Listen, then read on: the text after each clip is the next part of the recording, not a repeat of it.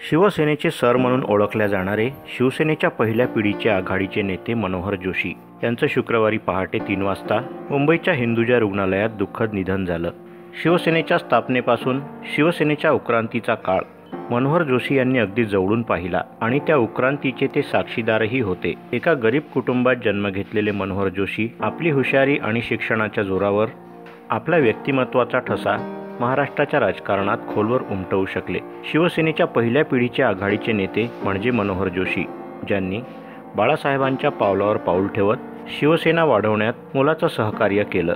2 डिसेंबर 1937 साली रायगडमधील नांदवी गावात मनोहर जोशी यांचा जन्म झाला।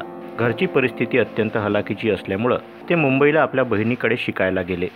शालेय शिक्षण पूर्ण झाल्यानंतर मुंबई विद्यापीठातून पदव्युत्तर झाल्यानंतर वयाच्या 27व्या वर्षी कायद्याचं शिक्षण पूर्ण केलं। शिक्षण पूर्ण झाल्यानंतर त्यांनी मुंबई पालिकेत क्लार्क म्हणून नोकरी पत्करली, परंतु स्वतः नोकरी करत असताना नोकरीमध्ये येणाऱ्या अडचणी लक्षात घेऊन नोकरी सोडून 2 डिसेंबर 1961ला स्वतःची कोहिनूर इन्स्टिट्यूट म्हणून स्वतंत्र व्यवसाय स्थापन केला।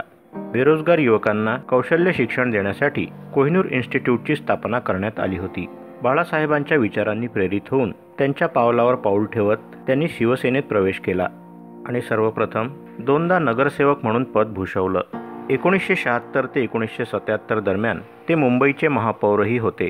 त्या अगोदर 1972ला शिवसेनेतून पहिल्यांदा ते विधान परिषदेवर निवडून आले आणि 1990 साली पहिल्यांदा विधानसभेत निवडून आले। 1995 साली युतीची सत्ता आल्यावर त्यांनी राज्याच्या मुख्यमंत्री पदाचा कार्यभार भूषवला। विशेष सांगायचं म्हणजे ते पहिले बिगर काँग्रेसी मुख्यमंत्री होते।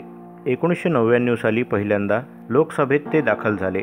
तसेच 2002 ते 2004 या कार्यकाळात लोकसभा अध्यक्षही म्हणून त्यांनी काम पाहिलं। 2004 मध्ये लोकसभेत पराभव झाल्यानंतर ते 2006 मध्ये राज्यसभेवर निवडून आले। त्यांचा राजकारणातील कार्यकाळ पाहता 2 टर्म नगरसेवक, 3 टर्म विधान परिषद सदस्य, 1976 ते 1977 या 1 वर्षाच्या काळात मुंबईचे महापौर, 2 टर्म विधानसभा सदस्य, 1995 ते 99 या दरम्यान राज्याचे मुख्यमंत्री, 1999 ते 2002 सालापर्यंत केंद्रीय अवजड उद्योग मंत्री, 2002 ते 2004 या कार्यकाळात लोकसभा अध्यक्ष आणि 2006 ते 12 या काळात राज्यसभा खासदार म्हणून त्यांनी पद भूषवलं।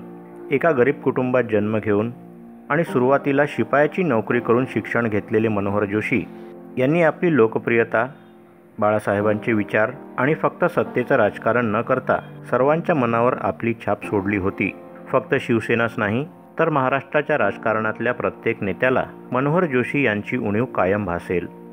व्हिडिओ आवडल्यास व्हिडिओला लाईक करा, शेअर करा, मंडल न्यूजच्या यूट्यूब चॅनलला सबस्क्राईब करा आणि फेसबुक पेजला फॉलो करा।